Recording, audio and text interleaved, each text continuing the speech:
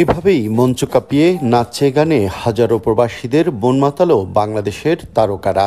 Milan Bangladesh উৎসব ২০২৫-এর ফিতা কেটে শুভ উদ্বোধন করেন এবং সবাইকে স্বাগত জানিয়ে ও নতুন প্রজন্ম ও ইতালীয়দের মাঝে দেশীয় সংস্কৃতি পরিচয়ের লক্ষ্যে এই অনুষ্ঠান বললেন অনুষ্ঠানের আয়োজক ইউরোমন্ডো গ্রুপের চেয়ারম্যান নুরুল আবছার বাবুল। সকল অতিথিবৃন্দকে ইউরোমন্ডো গ্রুপের পক্ষ থেকে আন্তরিক শুভেচ্ছা অভিনন্দন। আমরা ইতালি এবং বাংলাদেশ মিলে আজকের এই প্রোগ্রাম নতুন প্রজন্মকে নিয়ে এই প্রোগ্রাম আয়োজন করা হয়েছে।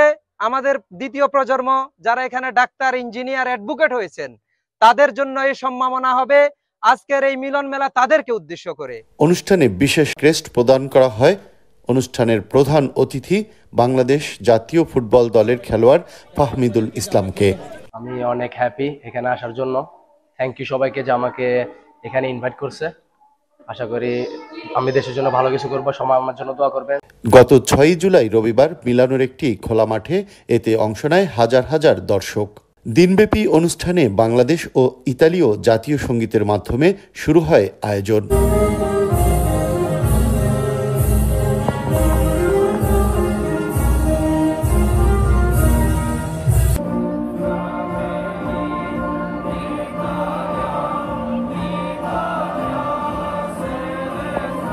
ছিল দেশীয় খাবার সহ বিভিন্ন পণ্যের স্টল।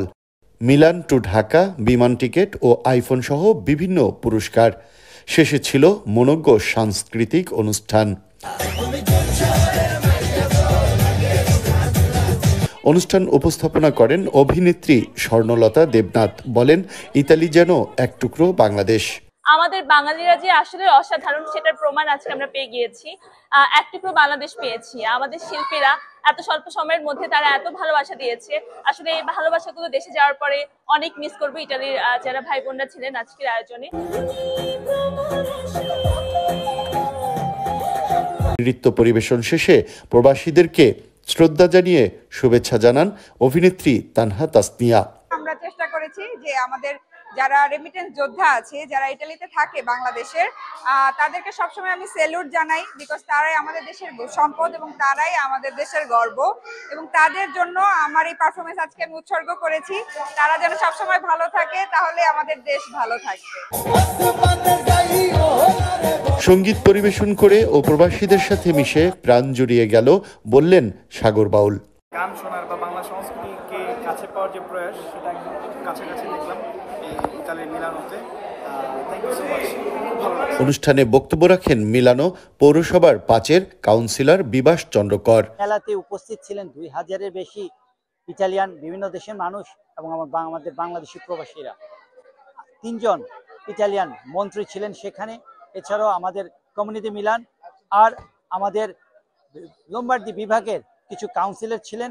এটাই তো আমরা চেয়েছিলাম যে আমাদের বাংলাদেশি কালচারকে, বাংলাদেশি আমাদের রীতিনীতিকে ইটালিয়ান এবং অন্যান্য দেশের মানুষের মাধ্যমে যাতে ছড়িয়ে দিতে পারি। এতে আরও বক্তব্য রাখেন অনুষ্ঠান সহযোগী নূর মোহাম্মদ মালেক, রুহুল আমিন রাহুল, মামুন হাওলাদার, আরফুল ইসলাম রুবেল, খোরশেদ আলম শ্রাবণ, বাবলু হাজারি, সোহেল ফরাজি, সুমন আহমেদ সহ আরও অনেকে।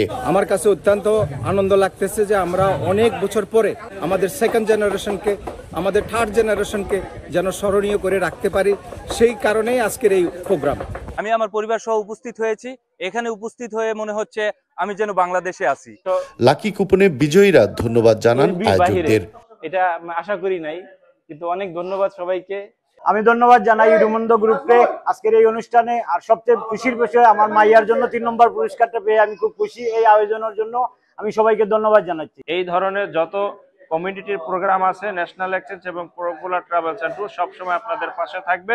এতে আরও বক্তব্য রাখেন অনুষ্ঠান সহযোগী রুহুল আমিন রাহুল, মামুন হাওলাদার। সবাই উৎসাহিত হোক এবং তারা যেন বাংলার কৃষ্টি কালচার নিয়ে বেড়ে উঠতে পারে, এই কামনা নেই আজকে মূলত আমাদের এই অনুষ্ঠানের আয়োজন। আমি আমার পরিবার এবং অন্যান্য সবাইকে নিয়ে উপস্থিত হয়েছি। শিশুদের উচ্ছ্বাস ছিল চোখে পড়ার মতোই।